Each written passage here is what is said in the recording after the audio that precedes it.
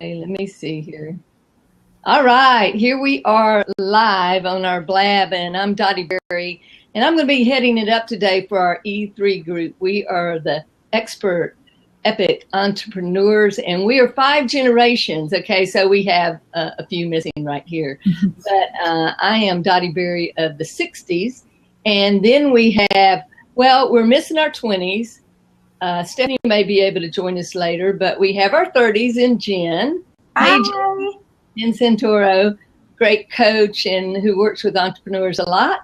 And then we also have our 50s, Cheryl Bassett. How you doing today, Cheryl? I'm good. Good to see you guys. Yeah, good to see you too. So, you know, I don't know. I'm a longtime entrepreneur. Cheryl, I know you are. Jen, I know you are. And we work with various entrepreneurs along the way. And there's a lot of different models for entrepreneurship, as we know. There is, you know, the model of really diving in and starting a small business based off of your personal savings, your credit cards, or whatever.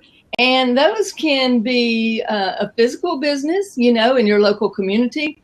That could be a business that actually had a framework where you just went in there and did the work. The framework was already set up, sort of like entrepreneurship in direct sales or something like that.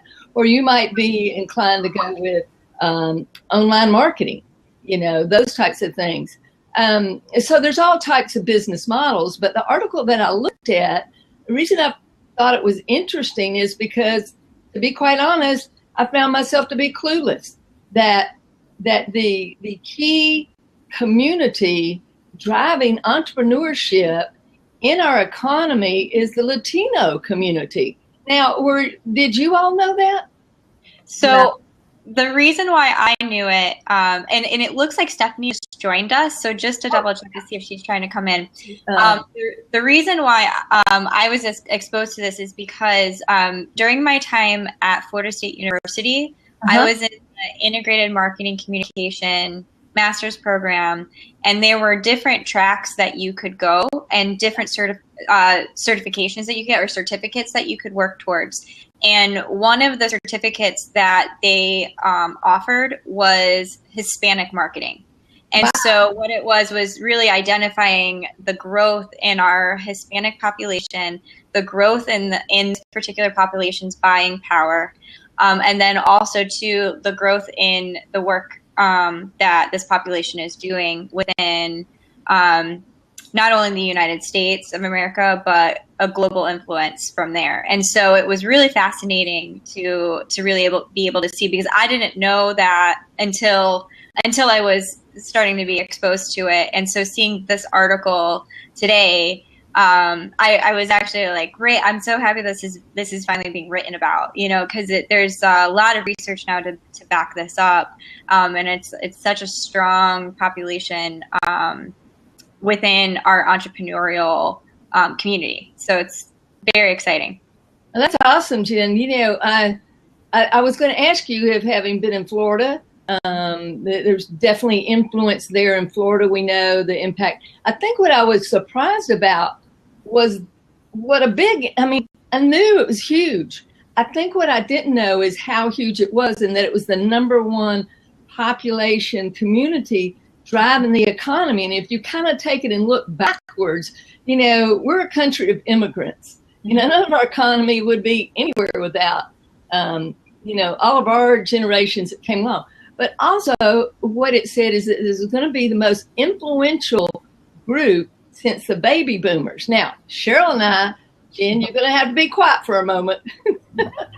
Cheryl, you and I, we're in on that baby boomer stuff. So what about you? What were the insights you got from the article? Well, I'm just laughing because you act like we're supposed to be excited about that. But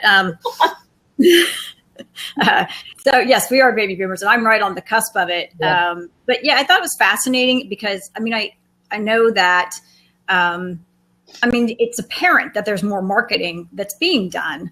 Having a marketing background, it's very obvious when you get online or when you turn on the TV or anything. There's a lot more, obviously, that's being done to market into the Latino community. But I think what was interesting about the article was not so much that it was about marketing to Latinos, as you know, Dottie. It was about the fact that Latinos were driving businesses that really were for everybody. And that's really where they had come on strong. So I thought that was really, I think, a difference in terms of what people might be thinking about it in terms of, not just the fact that there's a niche out there for Latino marketing, but that the Latinos were actually embracing the marketing overall for the American economy.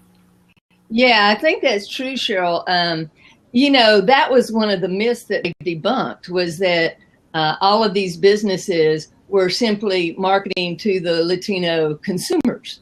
While they are, that's just a component. I mean, it's driving the overall economy, and that without what they have done, our small business community and our economy would be very lacking. So if you go back and you look sort of historically, because first of all, they had to get old enough to, kind of start a business. I'm not saying some of them weren't younger, but they weren't 5, you know what I'm saying? So it's very interesting to me. And also what I found interesting was that the majority of them are starting this from personal savings, their bank cards and things like that. And the majority of them don't have access to loans like many other people have had for small businesses. Jen, did you all cover that in any way in your program? So I honestly, when I was in the program, that was 2007. So we're almost a decade out now, which is kind of weird for me now, coming into this place in life where I'm like, not only is it like a decade from when I was in high school, and then also a decade from when I was in my undergrad, now we're coming up to the decade of my master's. And I'm like, wow, life transition happens pretty fast. That's like crazy. I think that those years make a big difference. And so that wasn't something that I was exposed to during that time that we were studying. However, though, I think that it's a very important factor. One of my thoughts, though, that I've been reflecting on recently, though, is on different business models of how to grow a business. Mm-hmm. And I sometimes wonder, I've really been thinking about like what is one of the most effective ways to grow a business. And what I have come to the conclusion of is it's different for every business, depending on what it is you're trying to accomplish. So like, for example, starting a software company is going to be very difficult to do based off of personal savings, only because of the amount of development time that's needed in order to develop a product to even come to market, versus some like a tangible product that you can get into the hands of people where they can touch it and feel it and be able to buy it. You probably have quicker turnaround to get to some level of a return on whatever you're investing in. It's like kind of like, what is the length of time it takes for a return on the investment of building a business? And so I think that it's fascinating. I've not sat with the idea of how difficult it is. I think at this point after the bubble burst, and like the how to be able to even get a loan, I think has become extremely difficult across the board. But then you add in historically our different populations and how what the different populations are up against. I mean, it is unbelievable the differences between different populations of what we are exposed to and what we have access to. And so I think that that's a huge, huge topic for discussion for our entire culture, because it's I was having a conversation about that this morning in your circle of influence. So like whatever circle of influence you're born into will determine how far you're able to get in a particular field. So what I was saying this morning was, for example, me being able to help build a technology company was much easier for me to be able to get into for the mere fact that my circle of influence allowed me to do that. For example, my father being already kind of setting the pathway for it. Without that circle of influence, you have to work so much harder to be able to get into a circle of influence to help move you forward. And so I feel like the access to loans and the access to funding is kind of the same thing, is that if you don't have that circle of influence to be able to get into funding your business, it's like you have to work that much harder in order to get into whatever circle that's going to be. Yeah. It looks like we lost Dottie there. She just said, I lost everybody. So we'll see. Every time we talk about technology, it seems like it leaves us. I know, exactly.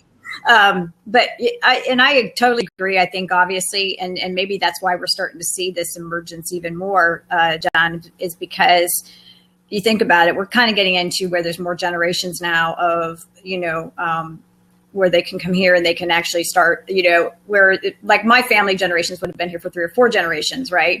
When they came over from Italy. So now you have some of the Latinos where they've really started to come over. And now you've got 2 or 3 generations underhand to where there is a family, either passion or business or vision or, experience or skills or whatever it is that's lending itself to the next generation. And that could definitely be playing, because I think as a lot of them came over here and started to, for those that maybe came over initially and they got labor type of positions, eventually those labor positions turned into where they own the company. And then they're the ones that understand how it all works and they're hiring. So I wonder if it's just a generational thing where we're starting to see that emergence in a big way as a result of exactly what you're saying, where it's handed down from generation to generation. And just to interject like a quick point that I was realizing, it doesn't mean that you don't have to work hard to be able to build the business. No. It's one of those things where it's like, it's still like, no matter what, you're working hard. But the truth though is that the barriers to entry, you're able to, I think, get in faster. Mm-hmm. Like, have that in with somebody within a community of support to help that growth. Mm-hmm. It's kind of interesting because in my scenario, I would say that I don't want to say this in the right way, but I didn't really go into the family business, right? So because the family business, well, initially would have been a grocery store, but then my dad and my brother and everyone, they worked in a state-held position, and I didn't want to do that. And actually, that made it harder in some ways, because I don't really feel like there was an understanding. Because when you have an entrepreneurial mind, then I think it's hard to break out of that mold of what's sort of out there in terms of traditional business models still. And I think we have some generations of that are starting to make that change, And so I think that's going to take time, just like it takes time for the generations to pass down. But for me, it's been more about breaking the mold of doing the traditional job and the family not really understanding it, I guess, to some extent. Right. Absolutely. So I don't know. I'm trying to figure out what's going on with your Dottie over here. I know she's really trying to get back in. Not me. Go back to the original and see me. Do you have any idea what that means? I don't know. I don't know if we need to. Let's see. I might put Dottie. Do you want us to hang out? Yeah. And then start over. So. Oh, okay. Thanks. She said no, just stay on. So we'll just keep going.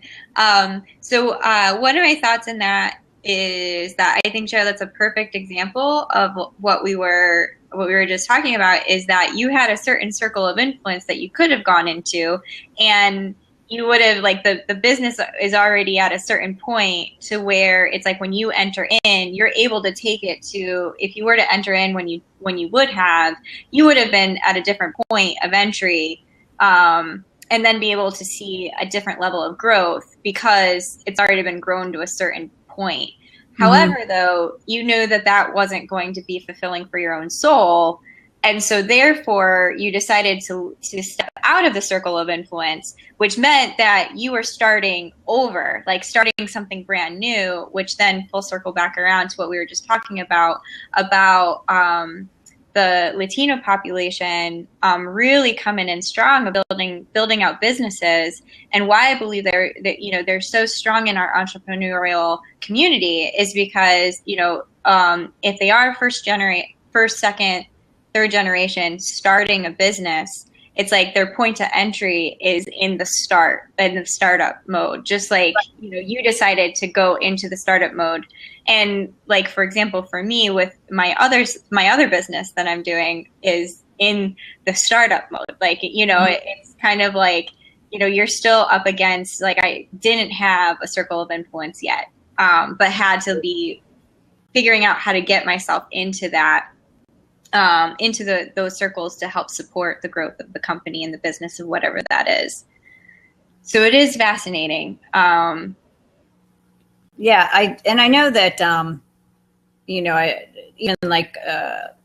just to be able to understand culturally differences. I know for my son, he wants to be a firefighter, but it's going to be much more helpful for him if he also can learn another language, and obviously Spanish being, the primary one.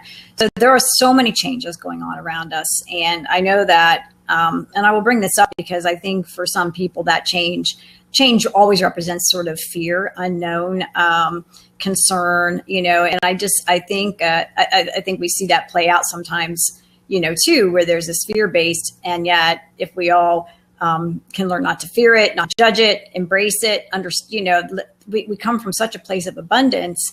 And the second that we get people that move into fear mode, that becomes a problem.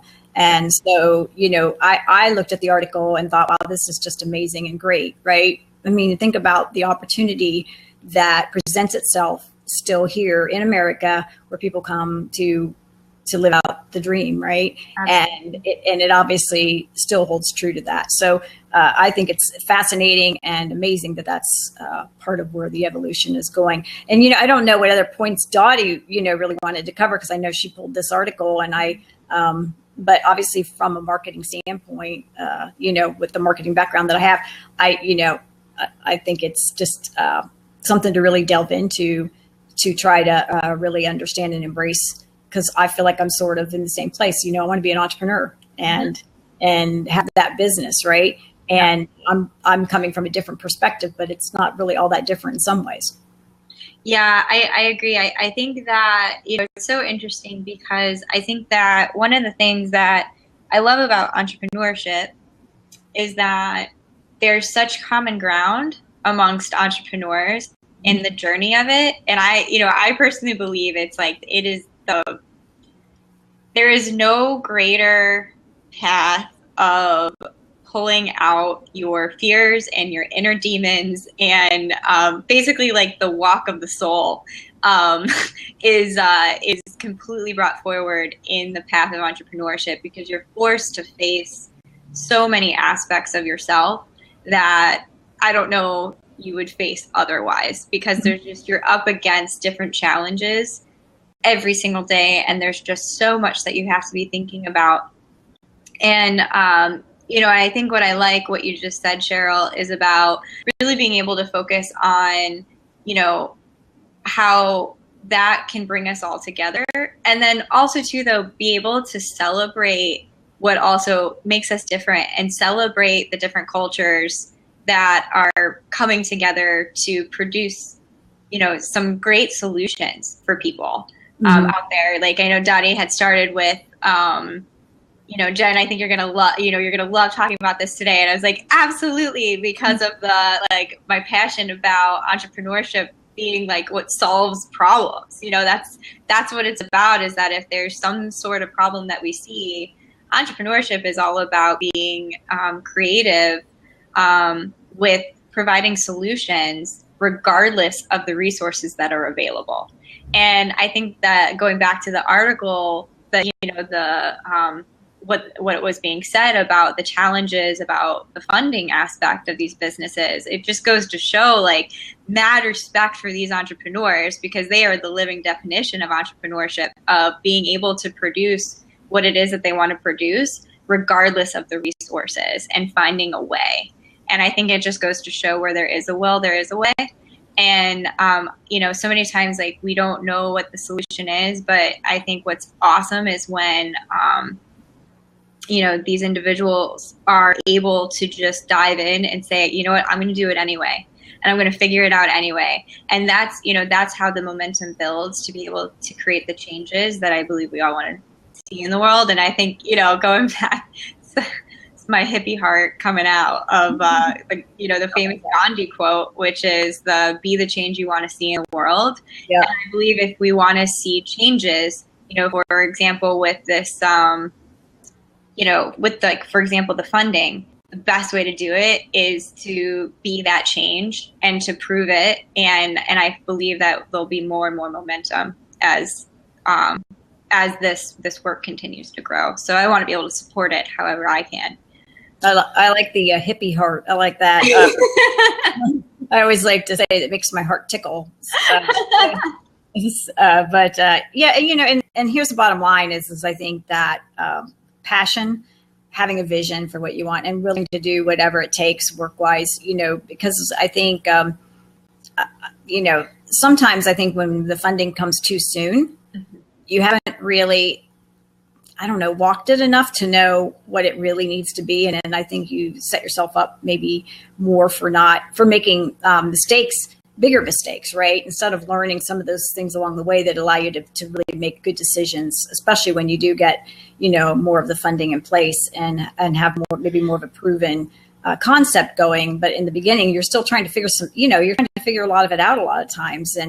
And you can have a passion and a vision, but it doesn't mean you know exactly all the steps to take. And I think not having the funding can sometimes, and I know it's hard, it's hard to say that because you just think, well, if I just had all the funding, I could just go hire and have people help me and, get it done faster. But the reality is that sometimes fast is slow and slow is fast, and understanding what it is that you really want to get accomplished and not losing sight of that and walking through it yourself is probably really important and valuable. I know it has been really for what I've been trying to do. And not that it's a long journey sometimes. And I would definitely welcome funding. So please I don't want to put that out. I agree. Totally. Or more funding for what I'm doing. But I also know that I've learned so much by doing, and really creating in that space too, where it was about how do I make this happen without, a lot of the resources and so forth. Even though I think in some of the circles I've been, like with you guys, I mean, those are great resources. I already have that circle,